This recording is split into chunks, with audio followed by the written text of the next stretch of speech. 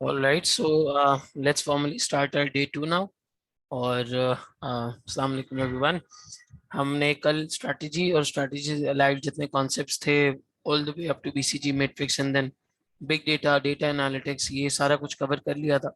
और इसके अलावा दो बड़े क्वेश्चंस की प्रैक्टिस भी की थी जो बाज़ाहिर दो क्वेश्चंस थे लेकिन उसके अंदर कई सारे पार्ट्स आपस में इंटरलिंक थे और वो एट लेंथ आप कह सकते हैं कि हमने कोई मेजर लेवल पे 6-7 पार्ट्स उसके किए थे बेसिकली। ठीक है, फिर हमने ये डिसाइड किया था कि हम अगले दिन की क्लास में जो हमारा रिमेनिंग पोर्शन है वो कवर करेंगे। तो आए अब हम रिमेनिंग पोर्शन के कॉन्सेप्ट रिवीजन से स्टार्ट करते हैं। पहले इसके कॉन्सेप्ट को रिवाइज करेंगे और फिर इसी तरीके से इवेंचुअली इसके भी सवालात को सॉल्व करेंगे। ठीक है, सो अगर मैं कॉन्सेप्ट रिवीजन की बात करूं, हमें स्टार्ट लेना था कल एक एरिया हमारा रहता था जो हमें डिस्कस करना है यहाँ पे, that is basically E marketing और the marketing side.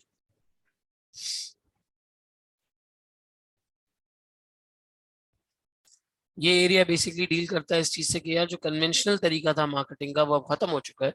Social media और इन सारी चीजों का काफी हद तक इन्फ्लुएंस इसके अंदर शामिल है और जिसकी वजह से ई कॉमर्स या ऑनलाइन स्टोर या इस तरह की कोई वेबसाइट बेस्ड सेल्स के लिए आपको ई मार्केटिंग के प्रिंसिपल्स और इन सारी चीजों को समझना बहरहाल जरूरी है। एग्जाम में एक डिस्टिंक्शन आप लोगों ने याद रखनी है, एक फर्क याद रखना है कि ई मार्केटिंग के बेसिकली 6 आईज हैं, 6 आईज ऑफ ई मार्केटिंग। ये जो 6 आईज है ये 100% ई कॉमर्स ऑनलाइन इन चीजों को रिलेटिवली एड्रेस करते हैं। ठीक है, जबकि अगर इसके अलावा 7 पीस ऑफ मार्केटिंग देखें तो वो 7 पीस ऑफ मार्केटिंग मिक्स हैं, they do not necessarily talk about online. अगर आपको कोई ई कॉमर्स या ऑनलाइन बेस्ड कंपनी की बात हो रही है जो ऑनलाइन बेस्ड अपनी सेल्स करती है और फिर अगर मार्केटिंग के मिक्स या ई मार्केटिंग की बात की जा रही है तो आप ये 6 आईज वाला मॉडल अप्लाई करेंगे, दिस वन। लेकिन अगर eight the same time generic एक मैन्युफैक्चरिंग कंपनी की बात हो रही है जिसकी सेल्स डिस्ट्रीब्यूटर वगैरह के थ्रू भी होती है, फिजिकली भी होती है, तो फिर वहां पर आप 7 पीस ऑफ मार्केटिंग मिक्स की बात करेंगे। Depending on the situation, depending on the question की क्या सिचुएशन है उस हिसाब से आपको मॉडल अपना अप्लाई करना होगा। अगर मैं बात करूं 7 पीस ऑफ मार्केटिंग की तो उसमें आ जाता है product, price, place, promotion. Product, price, place, promotion,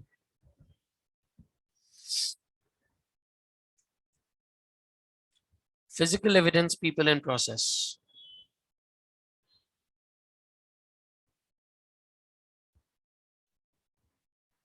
people and process.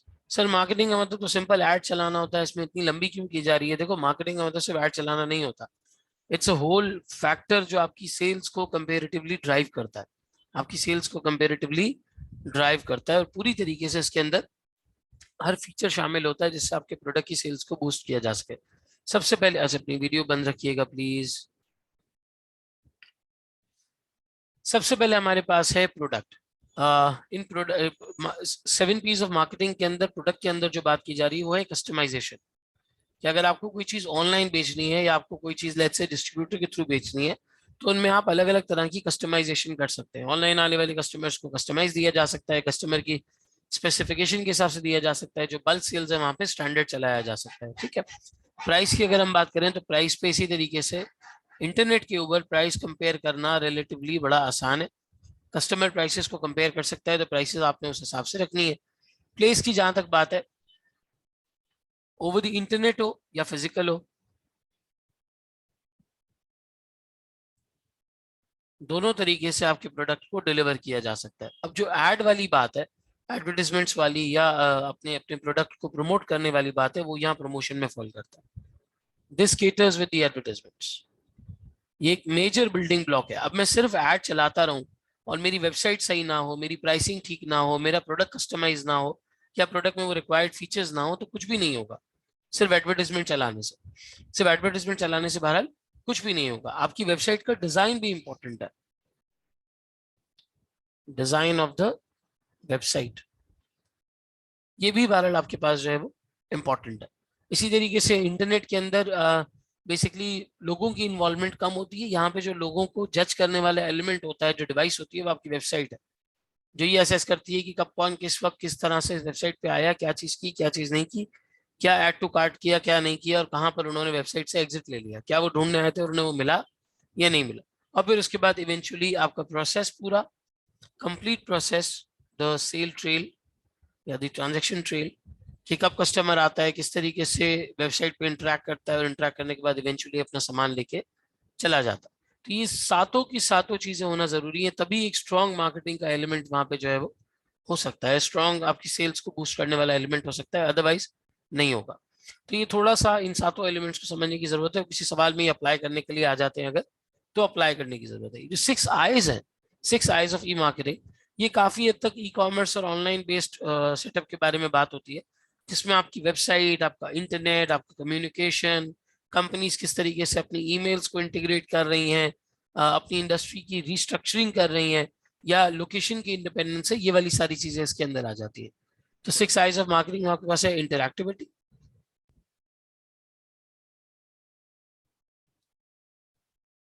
आपके पास है likewise intelligence,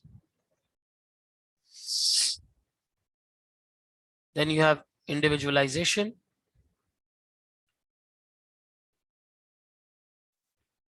then you have integration, industry structure,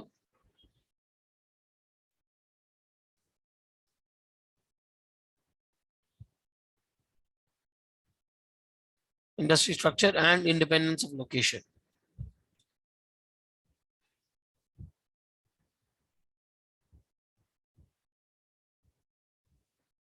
independence of location.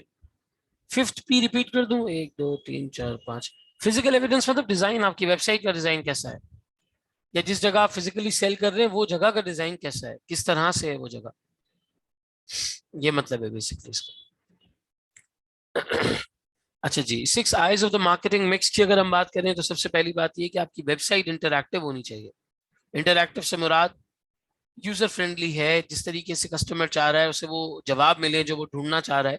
अगर सर्च बार में कोई चीज सर्च कर रहा है तो वाकई वो रिजल्ट्स निकल के आए, उसे उस चीज का फायदा हो, बाकायदा लगे कि उससे बात हो रही है। जैसे आज हम गूगल के लिए बिल्कुल आदी हो चुके हैं, तो गूगल उतना ही इंटरैक्टिव है।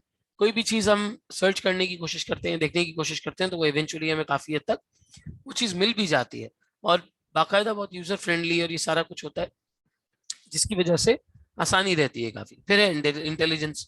इंटेलिजेंस इसलिए क्योंकि इंटरनेट फिजिकल मार्केटिंग के कंपैरिजन में it's very low cost method of marketing, very low cost method of marketing, internet normal modes के कंपैरिजन में। इंडिविजुअलाइजेशन का मतलब है आप वेबसाइट को अपने कस्टमर के हिसाब से इंडिविजुअलाइज कर सकते हैं, पर्सनलाइज कर सकते हैं। जैसे वेबसाइट पे आपका नाम लिखा हुआ आ रहा है, या आप ग्रीटिंग आ रही है तो ग्रीटिंग के आगे आपका नाम लिखा हुआ आ रहा है। कुकीज की वजह से वो आपके बिहेवियर को स्टडी कर पा रहे हैं, अगली बार आपको वही दिखा रहे हैं जो आप देखना चाह रहे हैं, या जिस प्रोडक्ट को आप ढूंढ रहे हैं, जैसे अमेजोन वगैरह पे होता है। काफी इंडिविजुअलाइजेशन होती है आपकी, आपके हिसाब से कस्टमाइज तरीके से जो है वो काम हो जाता है। इंटीग्रेशन के अंदर आप ईमेल को, फोन कॉल को, ईमेल कॉल एक्सेट्रा, इस पूरे को अपनी वेबसाइट से इंटीग्रेट कर सकते हैं, वेबसाइट से इसको इंटीग्रेट किया जा सकता है। ठीक है, काफी हद तक आपकी इंटरनेट की वजह से इंडिपेंडेंस ऑफ लोकेशन हो जाती है। पाकिस्तान में बैठे हुए लोग वर्ल्ड वाइड अपने ई कॉमर्स स्टोर से जो है वो सेल कर रहे हैं सामान, यहाँ से डिलीवर कर देते हैं वहां पे, फिर इवेंचुअली जो है वो चीज पहुंच जाती है। इंडिपेंडेंस वाली बात है। और ये जो इंडस्ट्री स्ट्रक्चर का मतलब है, इसका मतलब ये है कि आप ई सप्लाई चेन वगैरह पे मूव कर जाते हैं। जैसे कि इसकी क्लासिक एग्जांपल है Amazon.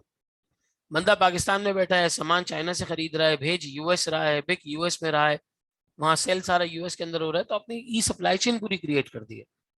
It's a fundamental principle of this 6 eyes of marketing. 6 eyes of marketing का एक फंडामेंटल प्रिंसिपल है बिल्कुल। ठीक है, और जहां आप मार्केटिंग पढ़ते हैं इसी तरीके से फिर एक कॉन्सेप्ट यहाँ पे आपके पास और आता है: customer relationship management. Customer relationship management पूरी एक साइंस है, एक तरीका है, जिसके थ्रू आप अपने कस्टमर को ना सिर्फ एनालाइज करते हैं, सबसे पहले कस्टमर का डेटा गैदर होता है, उस डेटा को स्ट्रक्चर किया जाता है, फिर उसे स्टडी किया जाता है, और आपके कस्टमर को एनालाइज किया जाता है, और फिर इन सब की मदद से वो प्रोडक्ट लाया जाता है जिस प्रोडक्ट की प्रेफरेंस है, जो आपके कस्टमर को चाहिए। वो प्राइसिंग लाई जाती है जो आपके कस्टमर की प्रेफरेंस है, जो आपके कस्टमर को चाहिए। वो सर्विस लेवल अचीव किया जाता है जिससे आपके पास आगे जाके रिपीट सेल्स आए। और ये बाकायदा ये भी असेस करता है कि कहाँ पे आप कस्टमर रिटेन कर पाए, कहाँ आप कस्टमर रिटेन नहीं कर पाए। It could be done manually, it could be done through software, it could be done through data, AI, machine learning, किसी भी तरीके से बहरहाल इसको जो है वो किया जा सकता है। कस्टमर रिलेशनशिप सॉफ्टवेयर या management software, CRM software basically इस इंफॉर्मेशन को कलेक्ट करता है, स्टोर करता है, एक्सेस करता है और एनालाइज करता है। ये सारी की सारी इंफॉर्मेशन कस्टमर्स के हवाले से सीआरएम के ऊपर कलेक्ट होती है, स्टोर होती है, बाद में एक्सेस होती है और फिर इसको एनालाइज किया जाता है, और फिर इसको एनालाइज किया जाता है। इस तरीके से बहरहाल ये आपका सीआरएम सॉफ्टवेयर जो है वो काम कर रहा होता है। आज के ज़माने में बहुत इंपॉर्टेंट है। एक छोटा सा ई कॉमर्स स्टोर जो एक वेबसाइट के थ्रू अपनी सेल्स कर रहा है, वो भी इस चीज़ को एनालाइज करता है बैठ के कि इसकी वेबसाइट पे कब कौन सा कस्टमर आया, क्या बिहेवियर था और कब वेबसाइट छोड़कर चला गया, क्यों वो प्रोडक्ट की जो है वो सेल नहीं आ पाई। तो उसके लिए टेक्नोलॉजी पे, इन सारी चीज़ों पर आपको बहरहाल थोड़ा पैसा खर्च करना पड़ता है, चीज़ें करनी पड़ती हैं, फिर उसके बाद इवेंचुअली ये बात समझ में आ जाती है। सो मार्केटिंग मिक्स और सीआरएम काफ़ी हद तक it goes hand in hand, और जो है वो ओवरऑल लेवल पे चीजें जो है वो काफी हद तक इसके अंदर लिंक्ड होती हैं, लिंक्ड अप होती हैं। टेक्नोलॉजी की मदद से ये सारा काम जो है वो हमारे पास हो रहा होता है। ठीक है, किसी को कोई मसला भाई, एनीवन? कोई इशू यहाँ पे किसी को ई मार्केटिंग के केस में या कस्टमर रिलेशनशिप मैनेजमेंट सॉफ्टवेयर के केस में? आपकी इंफॉर्मेशन टेक्नोलॉजी और आईटी वाले एरिया के अंदर बड़ा की रोल ये दोनों चीजें जो है वो प्ले करती हैं। So with this E marketing वाला एरिया और ये सारी चीजें, अनस कहते हैं इंटेलिजेंस। इंटेलिजेंस से क्या पूछना चाह रहे हो? इंटेलिजेंस का मतलब पूछना चाह रहे हो?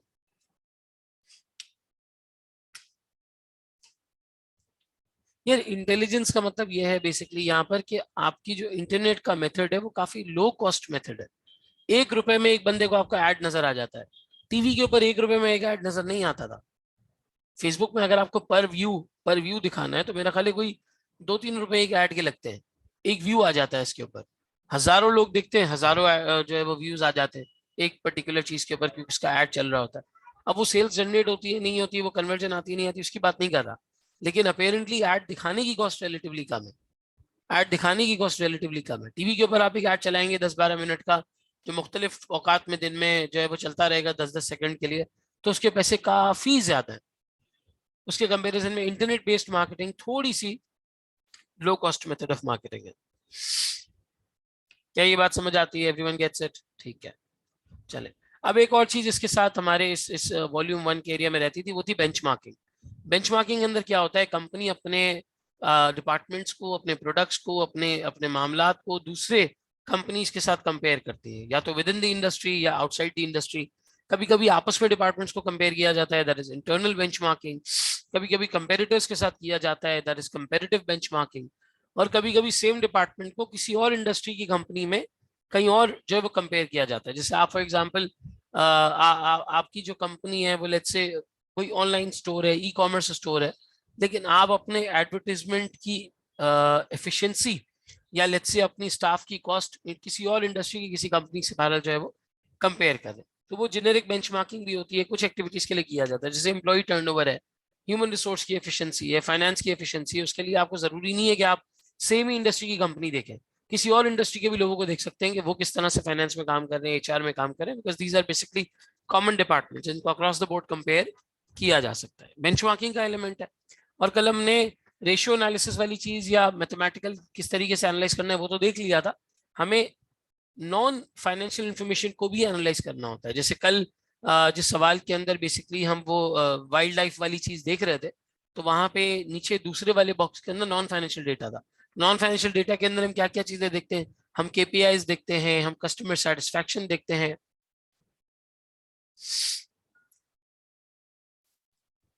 कस्टमर सेटिस्फैक्शन देखते हैं, ठीक है, हम ऑपरेशंस की एफिशिएंसी देखते हैं,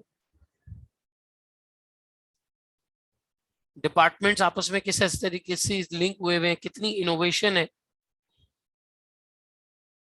कितनी तेज रिस्पॉन्सिवनेस है, किसी मसले की तरफ या क्लाइंट की किसी क्वेरी की तरफ, कस्टमर की किसी क्वेरी की तरफ, ये सारा कुछ यहाँ पे जो है वो बहरहाल इस तरीके से मौजूद होता है। ठीक है, तो ये नॉन फाइनेंशियल इन्फॉर्मेशन भी आप एनालाइज करते हैं और फाइनेंशियल इन्फॉर्मेशन भी साथ साथ आप जो है वो एनालाइज करते हैं। सो विद दिस हमारा ये वॉल्यूम 1 का जो मेजर एरिया है वो अल्हम्दुलिल्लाह मुकम्मल हो जाता है। ठीक है, अब हम आ जाते हैं हमारे वॉल्यूम 2 की चीज़ों पर, जो रिमेनिंग 40% एरिया है आपका, जिसमें बकौल स्टूडेंट्स के का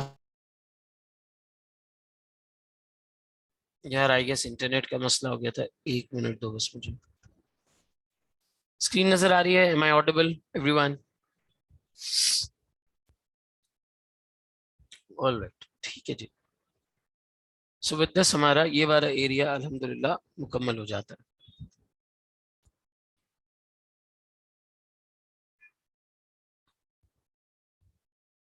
अब अगर हम वॉल्यूम 2 की बात करें, या तुम्हारा जो रिमेनिंग 40% एरिया है,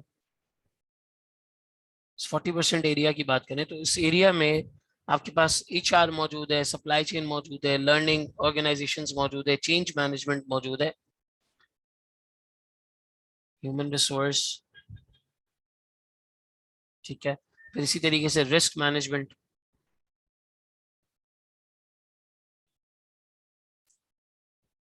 CSR, सस्टेनेबिलिटी रिपोर्टिंग, ठीक है, और रिक्रूटमेंट वगैरह, लर्निंग ऑर्गेनाइजेशंस।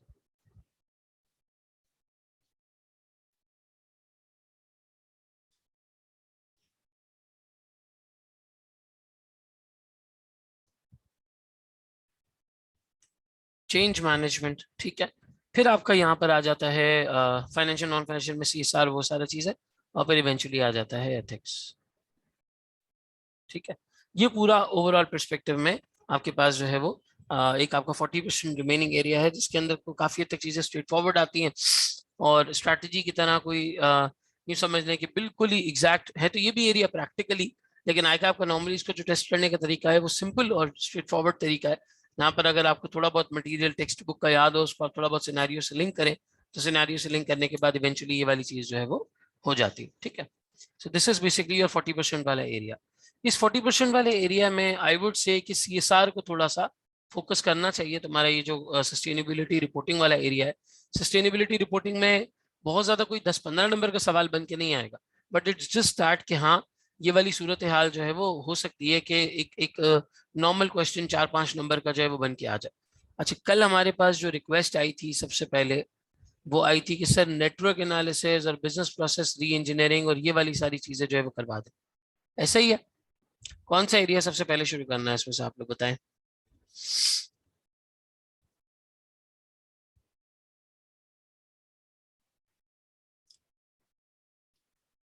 कंस्ट्रक्टिंग ए CPA चार्ट वगैरह वाला, ये वाला एरिया लोग कह रहे थे कि सर ये वाला करवा दें।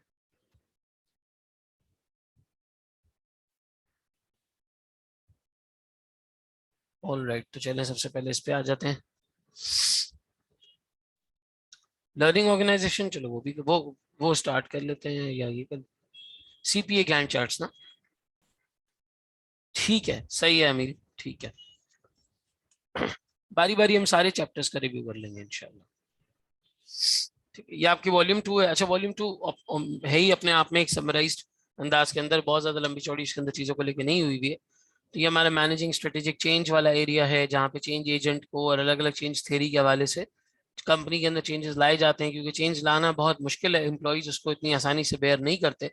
चेंज एजेंट वो सारा सारा कॉन्सेप्ट यहाँ पे। अच्छा, BPR के बारे में बहुत सारे लोगों ने पूछा था।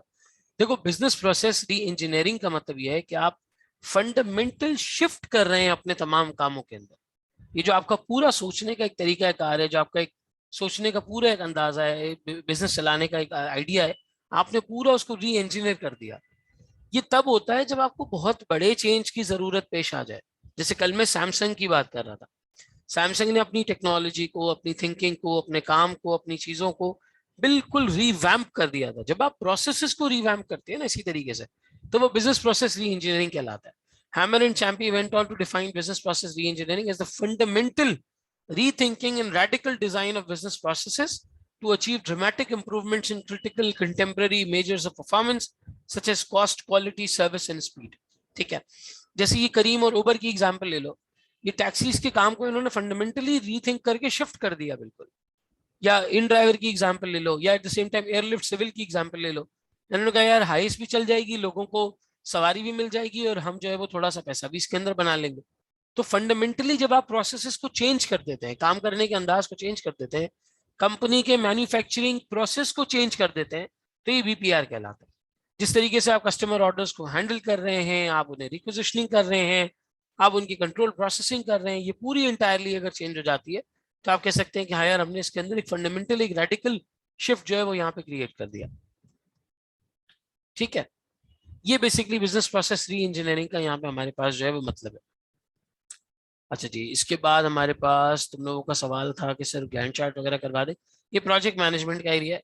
प्रोजेक्ट मैनेजमेंट के अंदर टास्क और ये सारी चीजें करके आपको जो है वो अंदाजा लगाना होता है। अच्छा, नेटवर्क एनालिसिस का मतलब बेसिकली ये होता है कि आप एक पूरे प्रोजेक्ट का नेटवर्क स्टडी करते हैं, path analysis, critical path analysis करते हैं। सिर्फ क्रिटिकल पाथ का मतलब क्या है? क्रिटिकल पाथ का मतलब है वो एरिया जहां पे डिले पॉसिबल ही नहीं है, जहां पे डिले पॉसिबल ही नहीं है, जो काम होने ही होने हैं, लाइन से होने हैं, वो उसमें कोई नहीं रोक सकता। जैसे आप एक फॉर एग्जांपल एक इवेंट ऑर्गेनाइज कर रहे हैं, एक सेमिनार ऑर्गेनाइज कर रहे हैं, तो इतने बजे गेस्ट आएंगे, उस चीफ गेस्ट को ये मोमेंटो प्रेजेंट किया जाएगा, उन्हें ऑडिटोरियम तक लाया जाएगा, उनकी स्पीच के लिए उन्हें बुलाया जाएगा। ये सारे टास्क ऐसे हैं जिसमें कोई डिले नहीं हो सकता, कोई भी डिले नहीं हो सकता। लेकिन मेहमानान के लिए जो वहां पे जो उस वक्त मेहमान अटेंड करने के लिए आए हुए हैं, उनके लिए अगर आपको रिफ्रेशमेंट्स अरेंज करनी है, तो रिफ्रेशमेंट्स का टाइम आपके पास आखिर वक्त तक है। आप चाहे इवेंट से 1 घंटा पहले भी रिफ्रेशमेंट लेके आ जाएं, आप चाहे इवेंट के दरमियान भी रिफ्रेशमेंट्स लेके आ जाएं, उसमें आपके पास 1 घंटे का रूम है। लेकिन अगर आपका एक चीफ गेस्ट एक पर्टिकुलर टाइम पे आ चुका है, तो अब आपने इवेंट को स्टार्ट करना ही है। इवेंट को स्टार्ट करना है, उन्हें मोमेंटो प्रेजेंट करना है, उन्हें बुलाना है, वो अपना एरिया जो है वो डिलीवर करेंगे, फिर उन्हें शीट वगैरह देनी है, लोगों के कमेंट्स क्वेश्चन लेने, ये पूरा एक रिदम में हो रहा है। लेकिन रिफ्रेशमेंट्स को अरेंज करने वाला काम वो पीछे चल रहा है, वो अपनी जगह पर चल रहा है। अब चीफ गेस्ट आ जाए और फोटोग्राफर लेट हो जाए, ये पॉसिबल नहीं है। This is called critical path, इसको क्रिटिकल पाथ कहते हैं। तो ये जो पहला चार्ट आपके पास नेटवर्क एनालिसिस में बना हुआ आता है, कंस्ट्रक्टिंग सीपीए चार्ट, इसमें एक तरफ देखो यहाँ पे अर्लीस्ट टाइम आता है, अर्लीस्ट इवेंट टाइम, कि आप इसको अर्ली से अर्ली कितना जल्दी कंप्लीट कर सकते हैं। यहाँ पे लेटेस्ट इवेंट टाइम आता है कि लेट से लेट आप इसको कितना कर सकते हैं। जब ये दोनों सेम हो जाएं, तो मतलब ये क्रिटिकल पाथ है, ये क्रिटिकल टास्क है, इसके अंदर कोई डिले नहीं हो सकता। इसकी मैं आपको एक एग्जांपल भी दिखा दूं। ये हमारे पास इस तरीके से इसका चार्ट बना हुआ है, ये देखो। देखो ये एक्टिविटीज के नाम है। A, this is basically an activity. B, this is an activity. C, this is an activity. D, this is an activity. E, this is an activity. अब यहाँ पे स्टडी करते हैं। शुरू में हमेशा 0 आता है। A पहली एक्टिविटी है, आप इसको कब तक कर सकते हो? अर्लीस्ट 5 दिन में, लेटेस्ट 8 दिन में, ये 3 दिन में, और ये 3 दिन में। क्यों? आप पहले ऊपर वाला लिखते चले जाते हैं। आपने लिखा भाई 5वें दिन अर्लीस्ट मैं इसको कर सकता हूँ, फिर इसके बाद टास्क नंबर 3 में मुझे यहाँ पे तकरीबन 12 दिन लगेंगे, फिर टास्क नंबर 5 और 4 इस तरह से मिला के टोटल दिन लगेंगे, फिर उसके बाद मेरे पास मिला के जो है वो यहाँ पे 15 डेज हो जाएंगे। और फिर आप उसका बैकवर्ड करते हो, जो डाउनवर्ड की तरफ आ रहा है कि इसके अंदर डिले पॉसिबल है या नहीं है। ये देखो यहाँ पे 5 और 8 लिखा हुआ है, इधर 3 दिन का डिले पॉसिबल है 5 और 8 में, यहाँ कोई डिले पॉसिबल नहीं है। ये क्रिटिकल पाथ है। टास्क नंबर बी, डी और ई, ये क्रिटिकल पाथ है। या आपने टास्क नंबर 2 करना है, 3 दिन के अंदर करना ही करना है। आपने 3 दिन के अंदर आपने टास्क करना ही करना है। फिर 3 और 9 12 दिन के अंदर आपने टास्क करना ही करना है। 12 और 3 15 के अंदर आपने टास्क करना है 100%। तो ये वाली बात यहाँ पे इस तरीके से आ रही है, और एक क्रिटिकल पाथ आपका एक तरफ जो है वो बन रहा है। तो आप या तो लेटेस्ट टाइम पहले लिख ले, फिर उसके बाद अर्लीस्ट टाइम लिख ले, पहले अर्लीस्ट लिख ले, फिर लेटेस्ट लिख ले, आपका ये चार्ट एक्टिविटी के हवाले से बन जाएगा। लेकिन इसमें सिर्फ और सिर्फ मकसद ये होता है कि क्रिटिकल पाथ देख लें कहाँ पे डिले पॉसिबल ही नहीं है। अब देखो इट्स हाईली अनलाइकली, मैं प्रोबेबिलिटीज की बात कर रहा हूँ, I am not giving a sure shot, let's say उसके ऊपर कोई भरोसे वाली बात, लेकिन इट्स हाईली अनलाइकली, उसकी प्रोबेबिलिटी बहुत कम है कि ऐसा कोई चार्ट बनाने के लिए आए। हाँ ये जरूर हो सकता है कि किसी कोई कॉन्सेप्चुअल सवाल आ जाए कि भाई इस तरह की कोई सिचुएशन है और इसके क्या फवायद होते हैं, या आपके सामने ये बना हुआ आ जाए, आपसे बोले क्रिटिकल पाथ बता दो। नंबर कैसे आ रहे हैं? देखो ये 5 दिन, 5 और 3, ये 5, यहाँ पे 4 दिन और आप ऐड कर लो इधर। हालांकि ये बेसिकली ये दोनों दिन मिलके 9 के साथ इधर 12 दिन बन रहे हैं। ये टास्क नंबर बी 3 दिन में होगा, टास्क नंबर डी 9 दिन में होगा। तो ये 12 दिन टोटल यहाँ पे बन रहे हैं।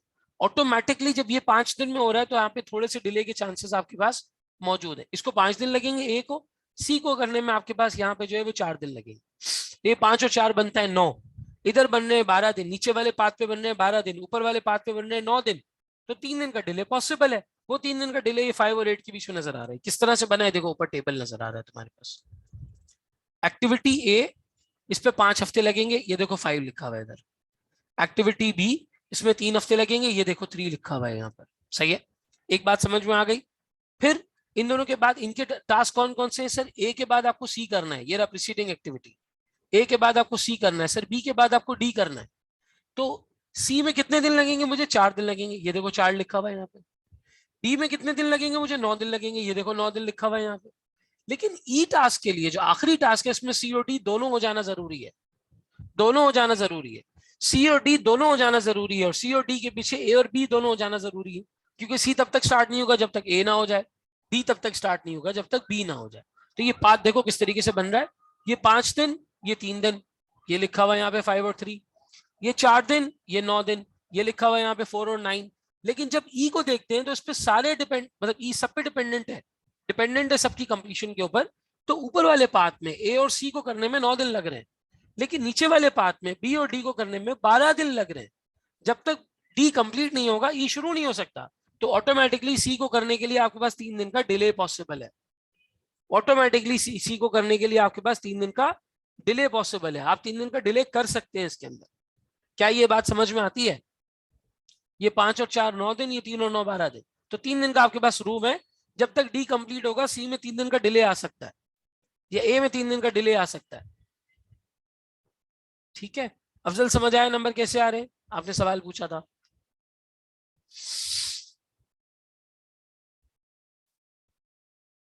चलो, एक्सेलेंट हो गया। अच्छा, ये है हमारा सीपीए चार्ट, ये नेटवर्क एनालिसिस। ठीक है, अब गैन चार्ट पे आ जाओ।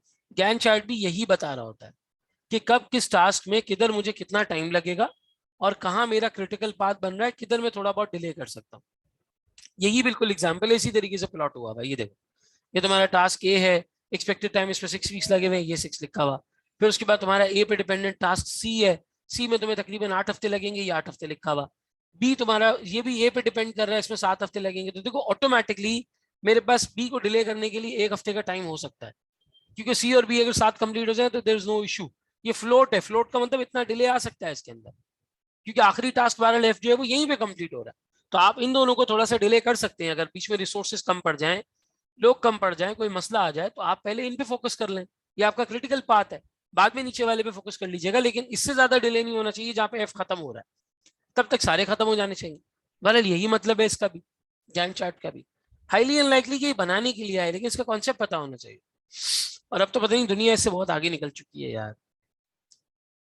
बहुत next level project management tools आ चुके हैं, सॉफ्टवेयर आ चुके हैं। इस तरह के चार्ट सब कोई नहीं बनाता, सॉफ्टवेयर बनाते हैं जो भी बनाते हैं। ठीक है जी, ये हो गया तुम्हारा ये वाला एरिया। अच्छा, और किसी ने क्या कहा था सर? लर्निंग ऑर्गेनाइजेशन बता दें, और लर्निंग ऑर्गेनाइजेशन पे आ जाते हैं।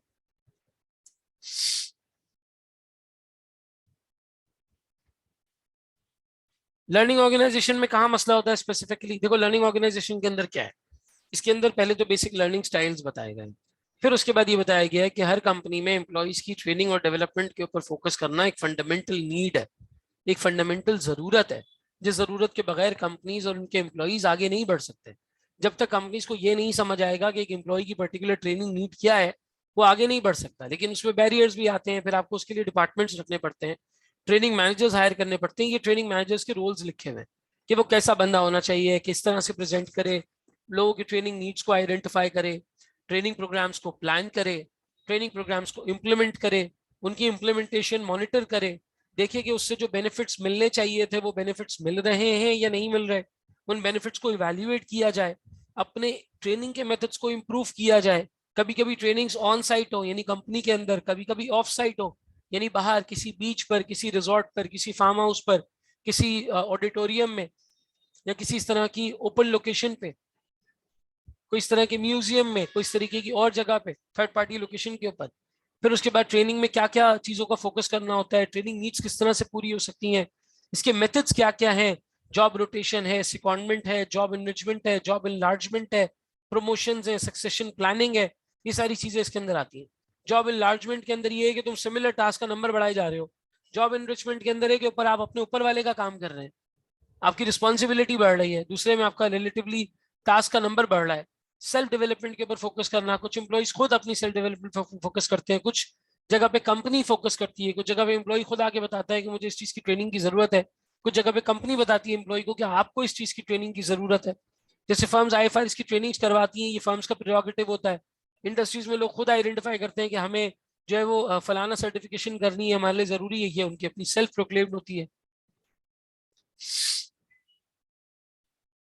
यार इसको इसको क्रैमिंग नहीं करो ना, इसकी छोटी छोटी समरीज बना के 2-3 दफा लिख लो, सवालात अटेम्प्ट कर लो। ये देखो सवालात की लाइन लगी हुई है यार, मैंने सब दिए हुए हैं, क्लास में करवाए भी हैं बहुत सारे सवालात है ना, इनको करें, याद हो जाएगा आपको। आधे से ज्यादा तो मैं करवा चुका हूँ, जो इसके अंदर रहते हैं वो आप सॉल्व करें, सॉल्व करके जहन में रखने की कोशिश करें। रट्टा लगाना तो कोई हल नहीं है ना इसका, इट्स नॉट अ सोल्यूशन।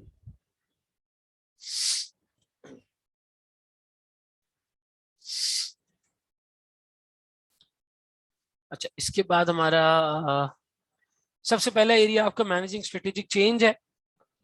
मैं एक एक से समरी देता हुआ चला जाता हूँ। चेंज के यहाँ पे बहुत सारे मॉडल्स आ रहे हैं हमारे पास, जहाँ पे चेंज मैनेजमेंट की जा सकती है। अच्छा, ये CP एनालिसिस, नेटवर्क एनालिसिस, वही वाली बात। अगले चैप्टर पे आ जाओ, इसकी भी समरी दे देता हूँ। अच्छा, इसके बाद है हमारे पास रिस्क मैनेजमेंट और categories of measurement of risk.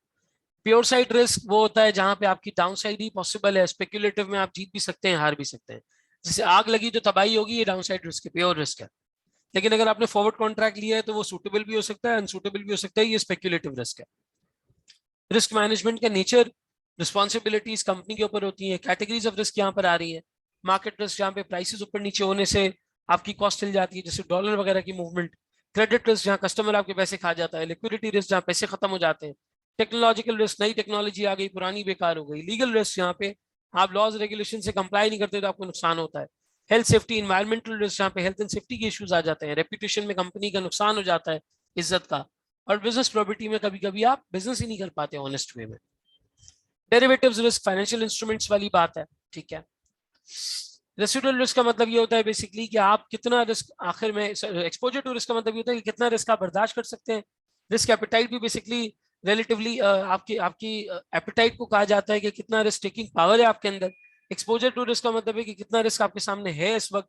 Residual risk वो रिस्क है जो बच जाता है जितने भी कंट्रोल्स लगा लो उसके बाद, जितने भी कंट्रोल्स लगा लो। रेसिडुअल रिस्क वो रिस्क है जो आखिर में थोड़ा सा बच ही जाएगा, आखिर में थोड़ा सा बच ही जाएगा।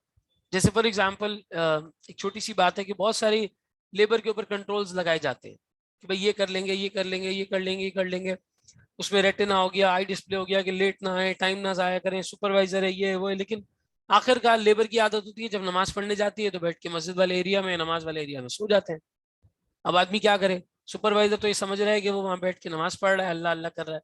ये भाई साहब 4 फर्ज और के पड़े और लेट गए लंबे, आधा घंटा, पौना घंटा, 50 मिनट, जो हुआ सो गए।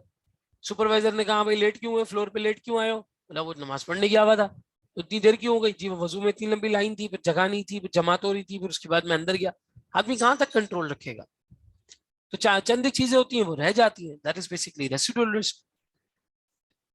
इंपॉर्टेंट जितनी टर्म्स हैं वॉल्यूम 2 में वो हम, अच्छा ये हमारे रिस्क मैनेजमेंट का फ्रेमवर्क होता है। वो रिस्क जिनका इम्पैक्ट भी बहुत हाई है और जिनकी प्रोबेबिलिटी भी बहुत हाई है, उन पे तो आपको नजर भी रखनी है और इमीडिएट एक्शन भी लेना है। वो रिस्क जिसकी प्रोबेबिलिटी लो है लेकिन इम्पैक्ट उसका बहुत हाई है, उसके लिए आपको सूटेबल कंट्रोल्स रखने हैं। जैसे इंश्योरेंस, जहाज डूब जाएगा इसकी कोई प्रोबेबिलिटी नहीं होती, लेकिन इम्पैक्ट बहुत हाई है अगर डूब गया खुदा ना खास्ता तो।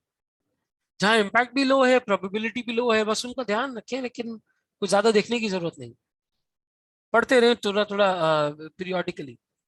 जिनका इम्पैक्ट बहुत लो है, प्रोबेबिलिटी बहुत हाई है, उनमें छोटे मोटे कंट्रोल्स लगा दें, कोई मसला नहीं। जैसे लेबर वगैरह का लेट होना, उसका इम्पैक्ट लो है लेकिन प्रोबेबिलिटी हाई होती है कि इस तरह का काम लोग करें। रिस्क को मेजर करना, प्रायोरिटाइज करने के लिए हमारे पास मॉडल है रिस्क डैशबोर्ड। रिस्क डैशबोर्ड के अंदर आप देखते हैं कहाँ पे लो रिस्क है, कहाँ पे हाई रिस्क है, एक्टिविटीज को लिंक करते हैं ताकि आप उन पर फोकस कर सकें। ये 4-5 कुछ मेजर टर्म्स इस चैप्टर की हो गई। ठीक है, कॉम्प्रिहेंसिवली इसको कवर कर लेते हैं, सारे चैप्टर्स की छोटी छोटी समरी कर लेते हैं। फिर है आपके पास mitigation and controlling of risk. यहाँ पे रिस्क मिटिगेशन फैक्टर्स आ जाते हैं, रिस्क कंट्रोलिंग फैक्टर्स आ जाते हैं। इसमें सबसे बड़ा रोल है रिस्क मैनेजर्स और रिस्क कमेटी का। ऑडिट कमेटी आप लोगों ने सुना होगा कि बीओडी वाले बनाते हैं, वो ऑडिट कमेटी का काम ही यही है कि वो इंटरनल ऑडिटर्स को लगाती है और इस तरह की जो रिस्क ऑर्गेनाइजेशन में है। अच्छा, internal audit is not only financial, internal audit सिर्फ फाइनेंशियल नहीं होता, सेल्स का भी हो सकता है, प्रोडक्शन का भी हो सकता है, फैक्ट्री का भी हो सकता है। तो ये रिस्क कमेटीज का काम होता है कि वो ऐसे इंटरनल ऑडिट डिपार्टमेंट्स बनाए जो प्रोडक्शन का, सेल्स का, मार्केटिंग का, फाइनेंस का, हर चीज का ऑडिट करें और फिर उनके लिए रिपोर्ट्स लेके आए। नॉर्मली ये काम में अकाउंटेंट्स और बिजनेस ग्रेजुएट्स ही होते हैं, चार्टर्ड अकाउंटेंट्स वगैरह, वो नंबर्स के थ्रू पकड़ते हैं।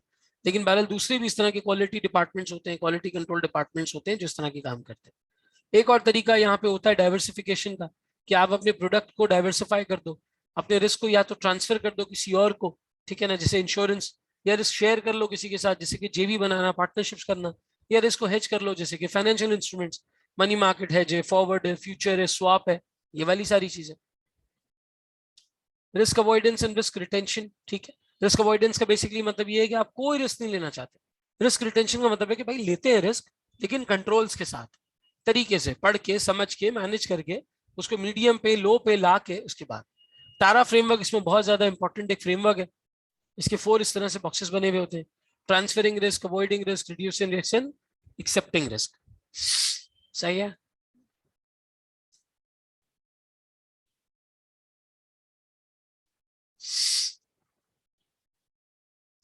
तारा फ्रेमवर्क अभी हमने ऊपर पढ़ा था, ये हमारा ये वाला जो इंपॉर्टेंट एरिया है। अच्छा जी, एचआर में कोई स्पेसिफिक एरिया जहाँ पे आपको मसला होता हो रिक्रूटमेंट में, जॉब एनालिसिस, जॉब डिस्क्रिप्शन, ये चीजें समझने में कोई इशू होता हो? शुरू में ये साइंटिफिक मैनेजमेंट की थियरीज आ रही हैं, इनको एक एक दो दो दफा पढ़ लो, रट्टा लगाने की जरूरत नहीं है, थियरी एक थ्योरी वाइज सबको याद रहता है।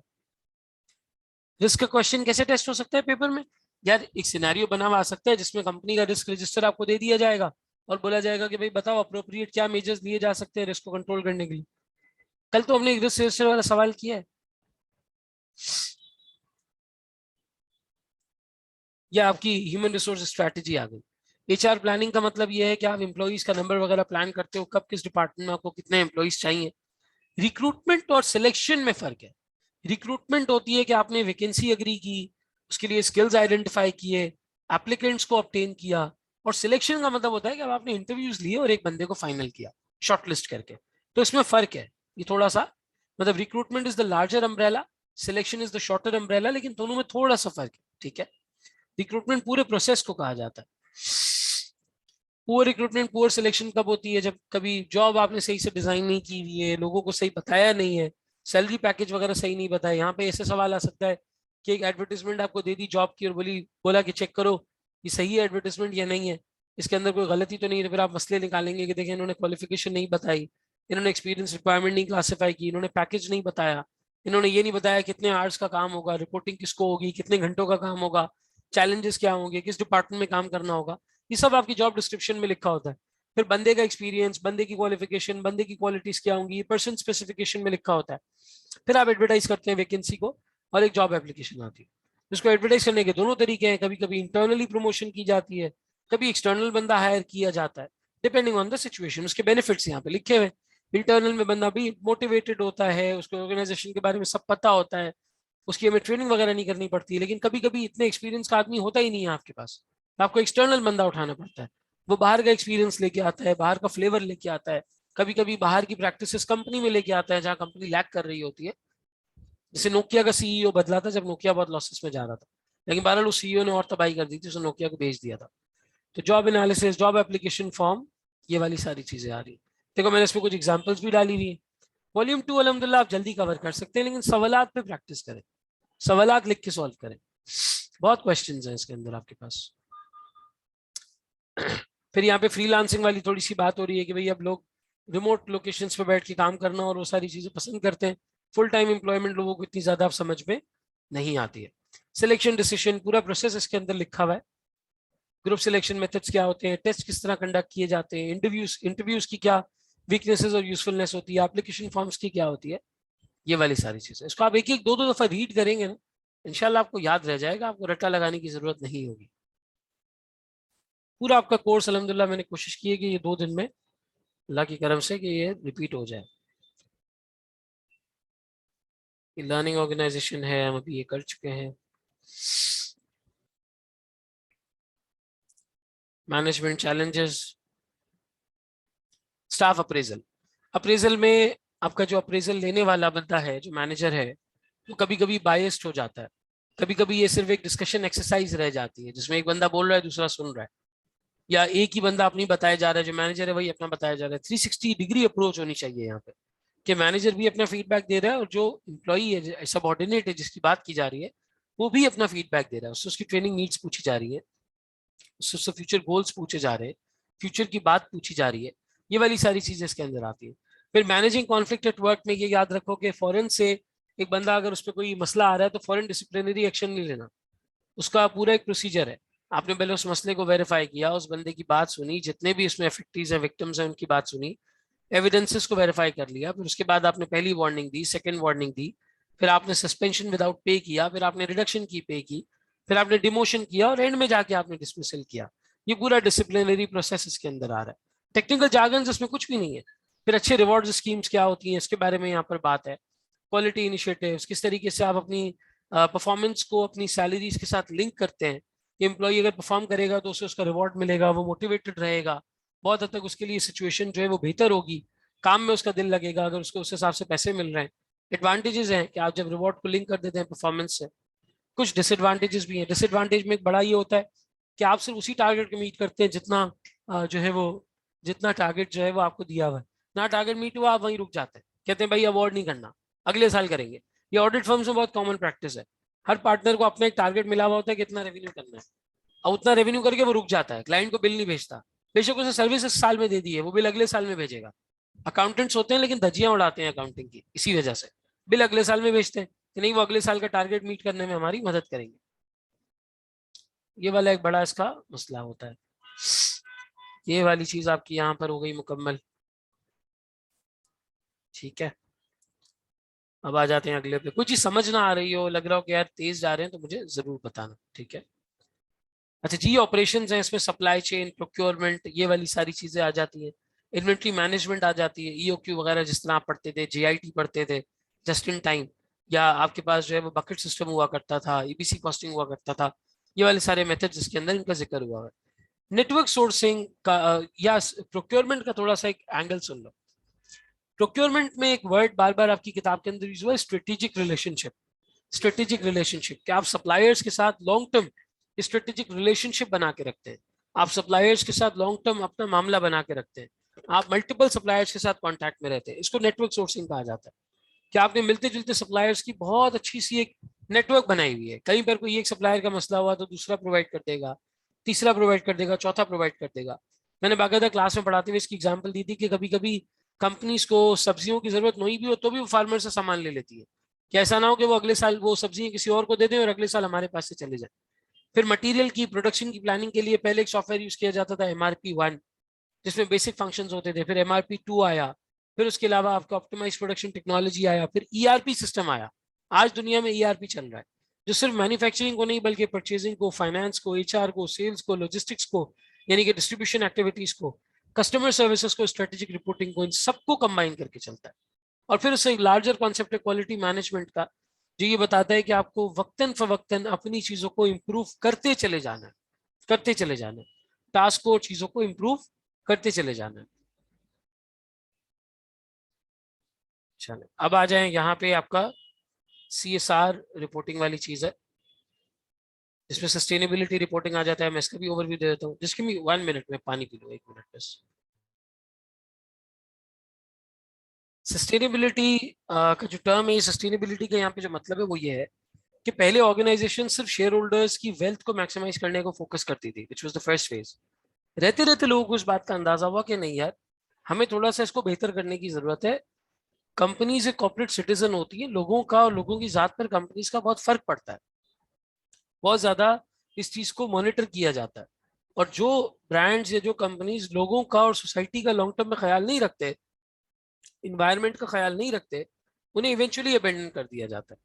तो लॉन्ग टर्म सस्टेनेबिलिटी के लिए ये जरूरी है कि कंपनीज ना सिर्फ इकोनॉमिक पर्सपेक्टिव रखें यानी फाइनेंशियल पर्सपेक्टिव, जिसका मतलब है पैसे बनाना, बल्कि सोशल पर्सपेक्टिव भी रखें कि लोगों के लिए भी अच्छे से काम करें, और एनवायरमेंटल पर्सपेक्टिव भी रखें कि नेचुरल रिसोर्सेज को कम से कम नुकसान पहुंचाएं, कम से कम नुकसान पहुंचाएं। आज पूरी दुनिया परेशान है नेचुरल गैस की शॉर्टेज की वजह से। पूरी दुनिया, नेचुरल गैस नहीं है, जिन ममालिक के पास है उनका पावर है, जिनके पास नहीं है वो कुछ भी नहीं कर सकते। और ये फ्यूल है, इसके लिए, इसके बगैर धंधा, बिजनेस, कोई चीज चल ही नहीं सकती। कोई पहिया आगे ही नहीं बढ़ सकता जिंदगी का जब तक आपके पास क्रूड ऑयल ना हो, नेचुरल गैस ना हो, जब तक आपके पास कोल ना हो, कॉपर ना हो, आयरन ना हो, स्टील ना हो। इन सब चीजों की जरूरत पड़ती है हर चीज बनाने के लिए, इन ऑलमोस्ट एवरीथिंग। सीड्स हो गए, फूड आइटम्स हो गए, ऑयल के लिए जो सीड्स इस्तेमाल की जाती है वो हो गए। तो आपको एनवायरनमेंट का भी ख्याल रखना है, अपने कस्टमर्स, सप्लायर्स, एम्प्लॉयज, सोसाइटी के लोग, गवर्नमेंट, इनका भी ख्याल रखना है, और पैसा भी बनाना है। प्रोफेशनल अकाउंटेंट्स का इसमें क्या रोल होता है सर? हम कंपनी की लीडरशिप, कंपनी के मैनेजरियल और कंपनी की रिपोर्टिंग डिपार्टमेंट्स में इन्वॉल्व होते हैं। तो हमारा ये काम है कि अगर हम एक लीडर हैं तो हम ऐसे बिजनेस केसेस लाएं जो कंपनी में सस्टेनेबिलिटी लेकर आए। हम लीडरशिप को, विजन बनाने वाले लोगों को इस चीज़ की अवेयरनेस दें कि भाई ये ज़रूरी है। हम अपने स्टेक होल्डर्स से कम्युनिकेट करें, शेयर होल्डर्स वगैरह से, एम्प्लॉइज से, और उनसे समझें कि उनकी नीड्स क्या है, गोल्स दें, टारगेट सेटिंग करें, फिर उसके बाद कॉस्ट कटिंग करें, वेस्ट मिनिमाइज करें, कार्बन फुटप्रिंटिंग के ऊपर ध्यान दें, अपनी इंफॉर्मेशन चैनल्स को इंप्रूव करें, लोगों को परफॉर्मेंस केपीआईज दें, लोगों को टारगेट्स दें कि भाई आपको ये अचीव करना है, हर सूरत अचीव करना है। फिर रिपोर्टिंग पर्सपेक्टिव, रिपोर्टिंग के अंदर उसके सही डिस्क्लोजर्स जाए, लोगों को बताया जाए, सही इंफॉर्मेशन लोगों तक पहुंचे, मटीरियलिटी का डिटर्मिनेशन हो। ऐसा नहीं कि आपने अगर एक सेमिनार करा दिया है या एक कोई पौधों को पानी दे दिया है साल में, तो पूरी रिपोर्ट में वही छाप दिया। Avoiding over disclosure and clutter, काम की बात छुपा लेना और जो बेकार की बात है उसको बताते रहना, ये नहीं होना चाहिए। तो ये वाली सारी चीजें being accountants, being chartered accountants हम कर सकते हैं। इंटीग्रेटेड रिपोर्टिंग का मतलब ये है कि आप अपने फाइनेंशियल और नॉन फाइनेंशियल इन्फॉर्मेशन दोनों प्रोवाइड करते हैं। फिर यहाँ पे है कि कंपनी के पास सिर्फ फाइनेंशियल कैपिटल नहीं होता, कैपिटल उसका प्रोडक्ट भी होता है, कैपिटल उसके लोग भी होते हैं, कैपिटल उसके रिलेशनशिप्स भी होते हैं, कैपिटल उसका नेचुरल एनवायरनमेंट भी होता है, कैपिटल उसकी मैन्युफैक्चरिंग प्रोसेस भी होते हैं, मशीनरी भी होती है। ये सारी चीजें उसका कैपिटल है। तो कंपनी को हर चीज का ख्याल रखते हुए चलना है, ना कि सिर्फ ये कि बस प्रोडक्ट बनाए जाओ, माशरे का भी बेड़ा गर्क हो, एम्प्लॉइज के साथ भी गलत हो, लेबर की भी साथ ज्यादती हो, ये चीजें ना हो। इंटीग्रेटेड रिपोर्टिंग ये सेंस प्रोवाइड करता है आपको। खैर ये सारी रिएक्टिव बातें हैं, दुनिया में इतनी तबाही मचाने के बाद ऐसी चीजें लिखी हैं अंग्रेजों ने। सीएसआर में अगेन वही वाली सारी बातें हैं कि हमारा इन्वायरमेंट पे सोशल फुटप्रिंट है, एनवायरमेंटल फुटप्रिंट है, हमें इसके लिए काम करना चाहिए, कार्बन न्यूट्रलिटी वगैरह के लिए, और लोगों की फलाह बहबूद के लिए इसको सीएसआर बेसिकली कहा जाता है। यहाँ पे ये वाली सारी चीजें इन्वॉल्व है।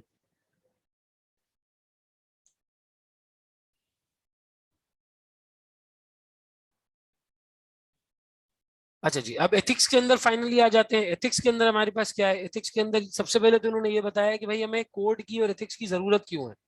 क्योंकि अकाउंटेंट्स, बिजनेस ग्रेजुएट्स उन पोजीशन पे होते हैं कि उन पे ट्रस्ट किया जाता है बाय द शेयर होल्डर्स।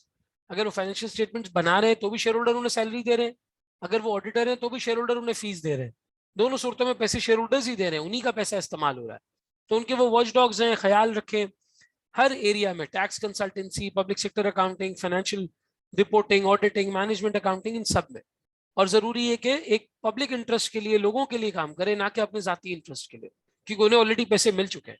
फिर यहाँ पे कंपनी के कॉर्पोरेट कोड ऑफ एथिक्स के बारे में बात की जा रही है कि भाई कंपनी का कॉर्पोरेट कोड ऑफ एथिक्स होता है, जिसमें कंपनीज के रूल, रेगुलेशंस और ये सारी चीजें लिखी हुई होती हैं, जहाँ पे बिजनेस एथिक्स, एथिकल इश्यूज, ये सब चीजें जो है वो बताई हुई होती है। ओवरऑल पर्सपेक्टिव में उनका एक आइडिया होता है, पूरा एक कॉर्पोरेट कोड ऑफ एथिक्स उसके हवाले से जो है वो बना हुआ होता है। और एक चीज यहाँ पे और हाईलाइट हुई है, विसल ब्लोइंग, कि अगर किसी भी एम्प्लॉई को कहीं पर किसी के लिए विसल ब्लो करनी है अपनी कंपनी के कोड ऑफ एथिक्स के हवाले से, विसल ब्लोइंग के ऊपर 2-3 दफा सवाल भी आया, इसलिए बता रहा हूँ। तो विसल ब्लोइंग के अंदर उन्हें एक चीज का ख्याल रखना है कि ऐसा ना हो कि बस वन फाइन डे उन्हें किसी का कोई मसला पता चला और उन्होंने जाके विसल ब्लो कर दिया। नहीं, this should not be the process. क्योंकि इसका प्रोसेस, क्योंकि इससे किसी का करियर तबाह हो सकता है। इसका प्रोसेस ये होना चाहिए कि जो बात आपको पता चली पहले आप उसको वेरीफाई करें, भाई सारे फैक्टर्स ठीक है, क्या मेरे पास इसके लिए सफिशिएंट एविडेंस मौजूद है, उसको डबल चेक किया जाए, उसको डिस्कस किया जाए, इसके बारे में सोचा जाए, अपने मेंटोर से बात की जाए कि भाई मैं क्या ये कर लूं, क्या मेरी रिस्पॉन्सिबिलिटी बनती है, क्या मुझे ये करना चाहिए, उस बंदे का करियर जाया हो जाएगा। फिर कभी कभी उल्टी रेपरकशन आपके ऊपर भी आ जाती है आप किसी की विसल ब्लो करते हैं, लोगों को पता चल जाता है कि आपने विसल ब्लो की है, तो फिर लोग आपको बहुत ही अलग परसेप्शन से देखते हैं, आपकी प्रमोशन रोक दी जाती है, आपके बेनिफिट्स में मसला हो जाता है, लोग आपके साथ रिलेशनशिप नहीं बनाते, ऑर्गेनाइजेशन में आपको अलग कर दिया जाता है। बिल्कुल ये प्रॉब्लम्स भी आती है। तो इन सबको सोचते हुए समझते हुए कॉर्पोरेट कोड ऑफ एथिक्स के अंडर आपको रिपोर्टिंग करनी चाहिए, ये विसल ब्लोइंग करनी चाहिए। फजूल में किसी के बारे में जाके आपने विसल ब्लो कर दिया, उसका भी करियर जाया होगा और आप भी ऑर्गेनाइजेशन के अंदर बदनाम हो जाएंगे। ये वाली चीज यहाँ पे एक इंपॉर्टेंट पैराग्राफ है, ये आप लोगों ने पढ़ना है। फिर आई कैप का जो कोड ऑफ एथिक्स है, ये वही कोड ऑफ एथिक्स है जो बचपन से आप पढ़ते आ रहे हैं। ये 5 fundamental principles, integrity, objectivity, professional competence, due care, confidentiality, professional behaviour. Integrity में आता है कि भाई आपने किसी गलत और झूठ चीज के साथ एफिलिएट नहीं होना, सच्चाई से काम लेना है। ऑब्जेक्टिविटी में आता है कि आपने अपने पर्सनल इंटरेस्ट को नहीं, क्लाइंट के इंटरेस्ट को आगे रखना है, कंपनी के इंटरेस्ट को आगे रखना है। जो काम करना है उसकी कॉम्पिटेंस को डेवलप करने के लिए स्किल्स एक्वायर करने हैं, काम करते वक्त ड्यू केयर एक्सरसाइज करनी है, सोच समझ के काम करना है, कॉन्फिडेंशियल रखना है मामला को, जो लोगों को नहीं पता चलने चाहिए, कंपनी की सीक्रेट्स वगैरह, और प्रोफेशनली हमेशा से बिहेव करना है। ये वही फंडामेंटल प्रिंसिपल्स हैं। और फिर उसके बाद लास्ट पैराग्राफ में जिस तरह आप ऑडिट में, रिपोर्टिंग में सब जगह पढ़ते हैं, वो एथिकल सेफगार्ड्स और इसी तरीके से जो है वो आपके एथिकल थ्रेड्स मौजूद है। नेचर ऑफ थ्रेड्स और सेफगार्ड्स हैं, छोटी छोटी एग्जांपल्स हैं कि कब किस सिचुएशन में आपके पास एक बुरी सिचुएशन आती है तो आपको क्या करना चाहिए और उसके लिए क्या सेफगार्ड्स देने चाहिए। ब्राइबरी और करप्शन के बारे में बात है कि वो नहीं होनी चाहिए, इस तरह का सोशल इम्पैक्ट बहुत बुरा होता है, कंपनी को उसके बहुत बड़ी बड़ी कॉस्ट पे करनी पड़ती है, सोशल कॉस्ट पे करनी पड़ती है, तो इस तरह का काम नहीं होना चाहिए। एंटी ब्राइबरी की कुछ लॉज रेगुलेशंस के बारे में बात है। इस तरह से रिलेटिवली इसके अंदर एक छोटा सा एरिया इसका भी इंक्लूडेड है। तो यहाँ पे आके आपका ये एथिक्स वाला बेसिक एरिया भी मुकम्मल हो जाता है। इसके बाद ये कॉम्प्रिहेंसिव केस स्टडीज है। समझ आई भाई वॉल्यूम 2 की?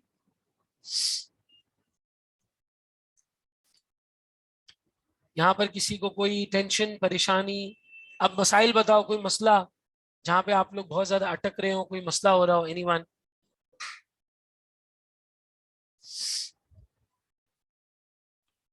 और कोई सवाल आप लोगों का?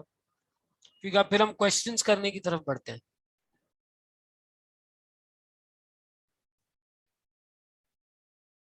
ऑल गुड है? पूरा एसपीएम ऑल गुड? कोई कहीं पे कोई मसला नहीं आ रहा, कोई एरर, कोई इशू नहीं है? चलो, यहाँ पे हमारा ये रिमेनिंग 40% का एरिया भी हमने पूरा रिवाइज कर लिया।